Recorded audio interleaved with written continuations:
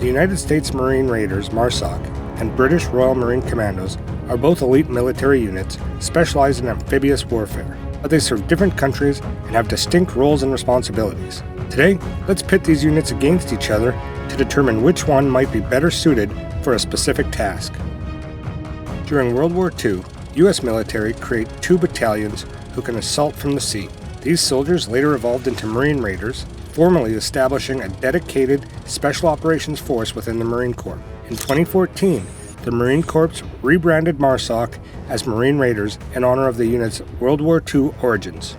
Today, the Raiders stand shoulder to shoulder with other Tier 2 operators. Their motto, "Always faithful, always forward," reflects a combination of loyalty and determination.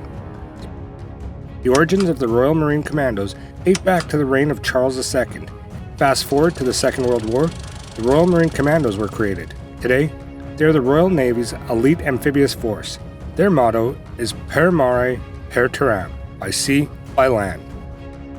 Spearheading Marine Corps Special Operations, the Marine Raiders excel in direct action, unconventional warfare, maritime interdiction, special reconnaissance, foreign internal defense, counterterrorism, and counterinsurgency, among others. Their expertise expands to counterterrorism operations, where they disrupt and dismantle terrorist organizations. In information warfare, these warriors employ strategic communication and deception techniques to gain an edge over adversaries.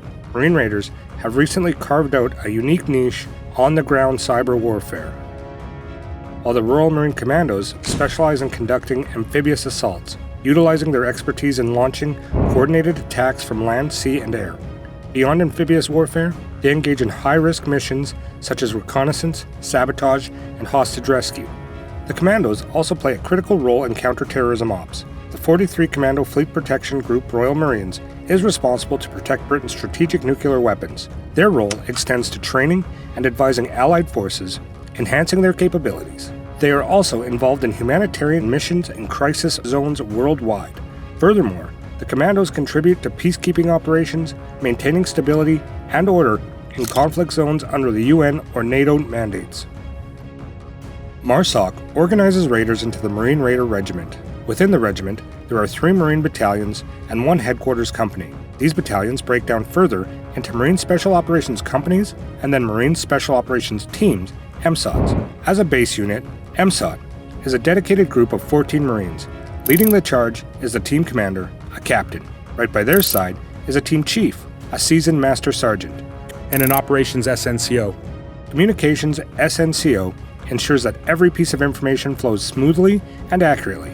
Each MSOT is divided into 2 identical tactical elements. Every element is led by a leader, a gunnery sergeant, who steers the team on the ground. Supporting them are 3 critical skills operators who handle specialized tasks. Completing each element is a corpsman, the team's medic. On the other hand, British Marine Commandos are organized under the umbrella of 3 Commando Brigade. There are several battalion-sized units, of which 6 are designated as Commandos. Units like 40, 42, and 45 Commandos, each comprising approximately 650 to 700 personnel, are the heart of the brigade. A typical Royal Marines Commando company houses several sections. A section is a small detachment, which varies in size, typically consisting of 10 to 12 men led by a non-commissioned officer, and contains specialists like a grenadier, sniper, and medic. They operate independently but can also work together in larger formations. For Marine Raider, you'll need to meet several key eligibility requirements. First, you must be eligible to obtain and maintain a secret clearance. Your GT score needs to be at least 105. It's crucial to have no more than 2 NJPs on your current enlistment and to pass the SWIM assessment. Then, you are medically screened. Additionally, you shouldn't have more than 18 months of TIG as a sergeant. The selection process is a 2-phased course. Phase 1 is designed to test your endurance and resilience. During this 3-week course, you'll undergo evaluations including a PFT score of 235, a 300-meter swim, an 11-minute tread, a 12-minute ruck march, and a physical in-test. Phase 2 is a comprehensive test to ensure only the best are selected to move forward. Finally, upon selection, you'll need to move to the Military Occupational Specialty, MOS. For Royal Marine Commandos, the candidates must be aged between 16 to 32. Since 2016, women are also allowed.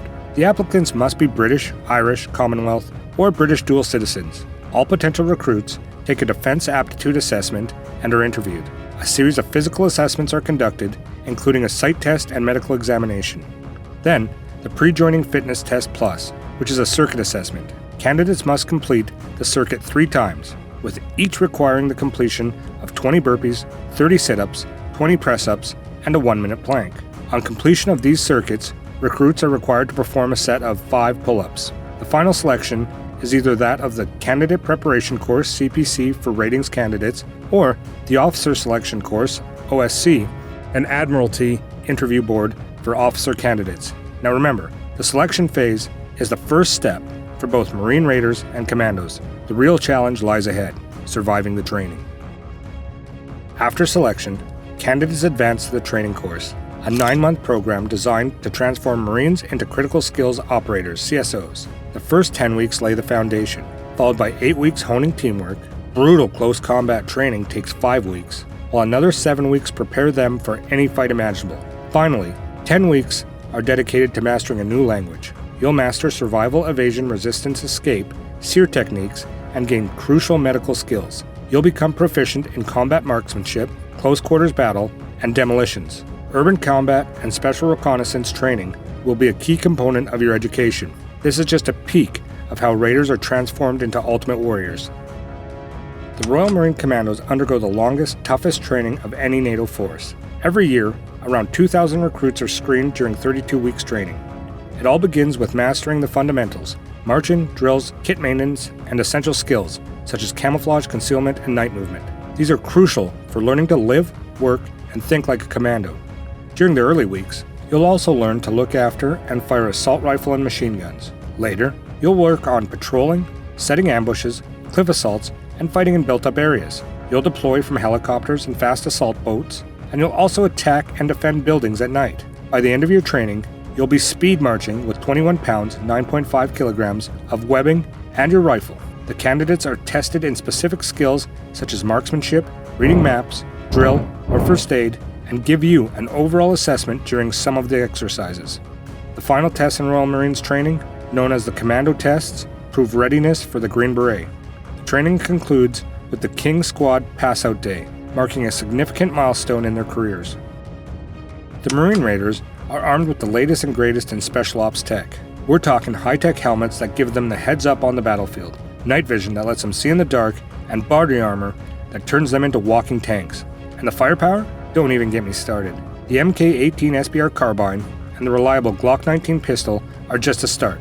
Basically, if there's a weapon or gadget that can give them an edge, Marine Raiders have it. Now, let's talk about the British Marine Commandos. They're armed with a diverse arsenal centered around the L85A2 assault rifle.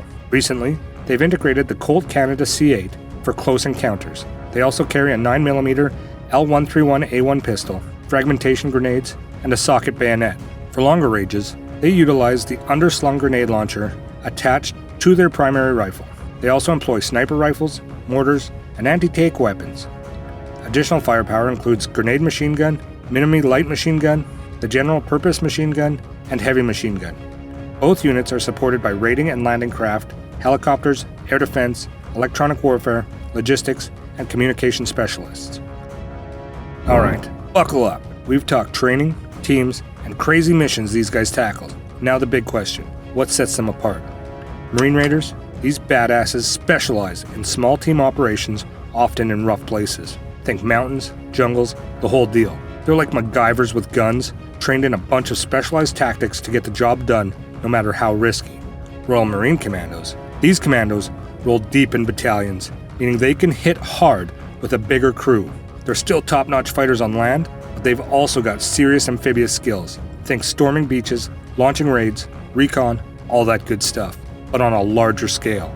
Bottom line, both these units are seriously skilled and adaptable fighters. If you're on the wrong side, well, let's just say it's going to be a tough day.